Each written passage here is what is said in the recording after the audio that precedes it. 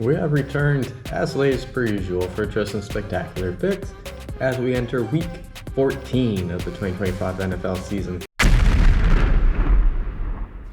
Hello everyone, I hope all is well so far, as it's been a struggle to create videos, and this week as mentioned, it is week 14, so we have a total of 14 games, so that is your coincidence of the week, as we have 4 teams sitting out on the bye week.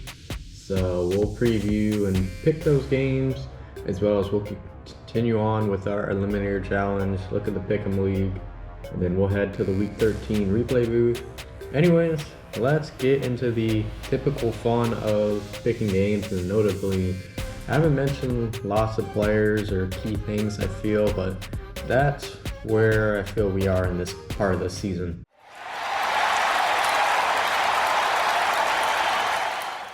We're just going to talk a little about Thursday Night Football. So it opened up week 14.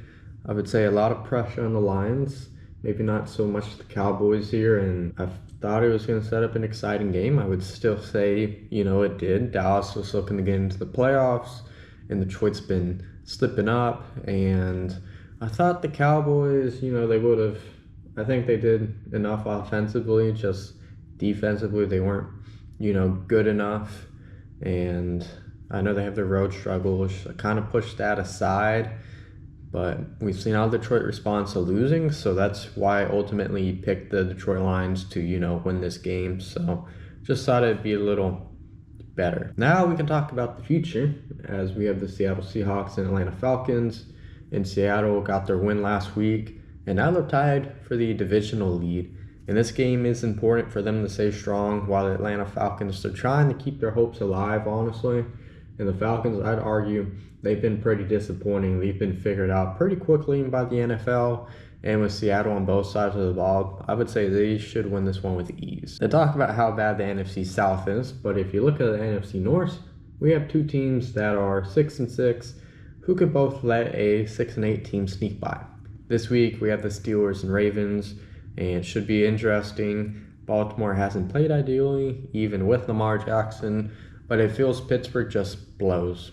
I'm not overly concerned with the Ravens winning the division, and I think if the Steelers continue their slackiness, it opens up the chance for Baltimore to win this contest, so that's my pick. While the reality is, I'm not impressed with Tennessee. With the worst team in the NFL on record in scoring, Cleveland Browns won't make this easy on them, who are notably the top defensive team in the AFC North. I'm not sure who starts at quarterback for the Browns, but they should be fine. Hopefully, they win. The collapse of the Colts is here, as I expected. This week, they're up against the Jacksonville Jaguars, who have caught up to them. So this game could be a make or break for both of these teams, as Houston, they're also on a run. I like what the Jaguars, they're doing offensively. It seems more cool and collected defensively, while the Colts, they're falling off, and they're not good on the road either. And this week, I am going to pick Jacksonville to win, and I am very blessed that Trevor Lawrence has done good things for me last week in fantasy, and I hope he does so this week as well. Well, this game could be a hard watch.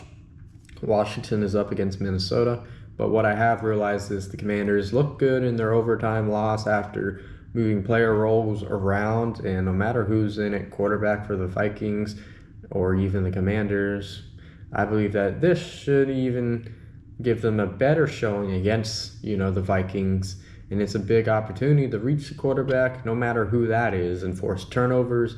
And that's what I expect again. So Washington, they will end their 7-game losing streak. The Dolphins' late charge probably isn't enough, but they're playing well enough, even though they could have lost last week. And they'll go up against the Jets, who they put away for their first win of the year. And while the Jets have improved, so has Miami. And there's a lot of togetherness within Miami. And I think as long as everyone continues to be all on the same page here, they should get another team win. The Bucs are back in the win column, especially as this team becomes more healthy, which maybe this is the week, if not next week. Either way, the return of Bucky Irving is big, and it showed. And the Saints, they're playing better than they have earlier in the year as well. So it's a matter of, Tampa getting things under control in this game, and they know what's at task. And I'm going to give this one to Tampa here. This game will be close, and Joe Burrow has been a spark for the Cincinnati Bengals. It's a tough game because You have the Bengals who allow so many points, and then Josh Allen has the ability to get this team, as in Buffalo, to scoring over 30 realistically. And it's hard for me to believe that the Bengals will score more than 4 touchdowns to win, and maybe even if they don't, they still may lose, and that's what it comes down to, and Buffalo ends up crushing their playoff hopes and they win the game. No matter how difficult the Broncos make their games, they have pulled them all off. And the Las Vegas Raiders, who they go up against, they have nothing to lose. They've been eliminated from NFL playoff contention, and they also appear that they've ran out of gas, so I don't know what effort we're going to see ultimately, even though it's a divisional game. I'm not going to waste time. I'm going to say Denver wins. Chicago Bears are showing they are truly legit, and it is a matter of whether they can take down the Green Bay Packers, who had a nice showing on Thanksgiving and have not lost any divisional rivals this season. And the Bears, they've had some moments against their divisional foes, and for this week, I feel Jordan Love has been playing very good again, and he'll have the healthiest offense he can have for the rest of the season.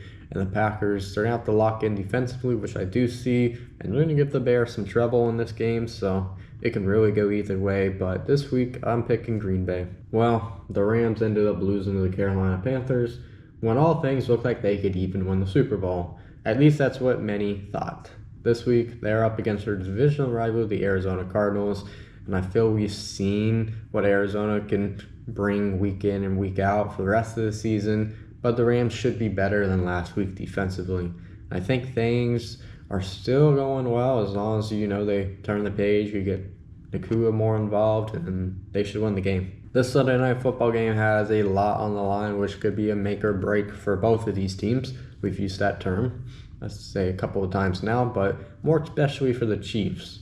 Houston's on a roll right now, and Kansas City is just not getting things done. And everything is continuing to click for the Texans, arguably, and I would say that's a credit to their run game.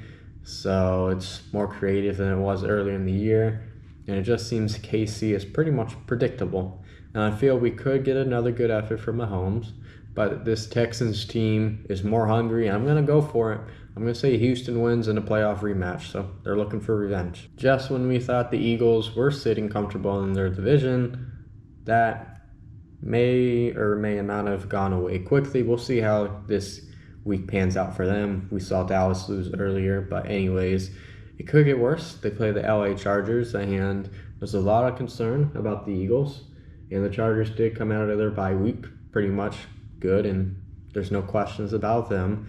And maybe they could have been a little better defensively, but right now, I do feel the Chargers they're well rounded off, and I think that should give them a win, and we're going to see more problems with Philadelphia. For the Week 14 tiebreaker, which I'm not so good at, the amount of points I see being scored in LA on Monday night is a total of 49, and that scoreline is 28-21, and as mentioned, the Chargers will end up winning the game. For this week's Eliminator Challenge, I could have taken a risk that could pay off, or I could just keep on going with the trend. And for Week 14, I decided to keep on a trend, and that is involving Florida teams. So we're down to our last team available, and that is my very own team, Tampa Bay Buccaneers. And yes, it's a divisional matchup as they go up against the Saints, but the team is getting healthier.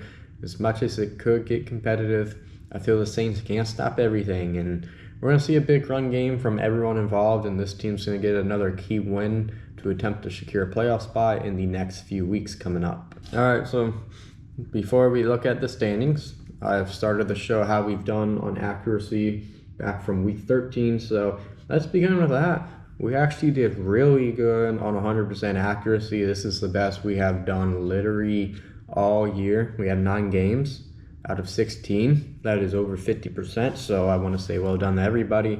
And when it came to 0% accuracy, that was 5 of the games. So if you put the math together, we were pretty much all on the same wavelength. We had Green Bay at Detroit, divisional matchup. The Bengals at Baltimore, disappointing. You have Houston at Indianapolis. Shout out to Houston. It's really the Rams and Carolina one that throws things off. That doesn't make too much sense. And Atlanta at the Jets. I mean,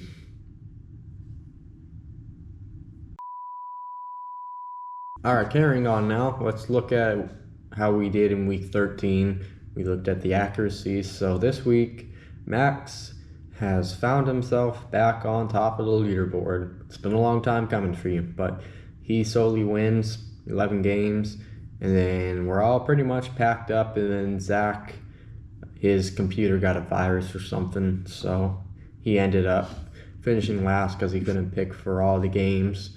And then looking at the league table, I'm ahead of him by 3 games thanks to his quote-unquote computer virus. And then I would just say it's maybe between us two. Sorry, everybody. All right, now let's see how I felt about what happened on Thanksgiving and beyond that. While Detroit can use a limited amount of elite offensive weapons in this game, and not unless St. Brown gets injured on the second play of the game. Both these teams, and to be honest, the LA Rams look completely unstoppable right now as they have absolutely demolished. That went pretty well. Minnesota Vikings may want to kiss this season goodbye, and they are up against former quarterback Sam Darnold, who has also been great with another Florida team to keep me alive. And this week, it's not my team; it's the Miami Dolphins. That's crazy. I just feel this week they're good enough. There's no question on the two-point conversion now than there was before. It could have been over Saints for are me playing again. more aggressive now, but the Dolphins should be able to take advantage of the rookie duo at quarterback and running back. All right, that will now conclude Week 14, and as per usual, we'll be back for Week 15 as we only have about a month to go on this series, and we reached that last quarter mark of the 2025 season for the NFL. Other than that, that's it for me, so thanks for watching, and I'll see you very soon. Take care.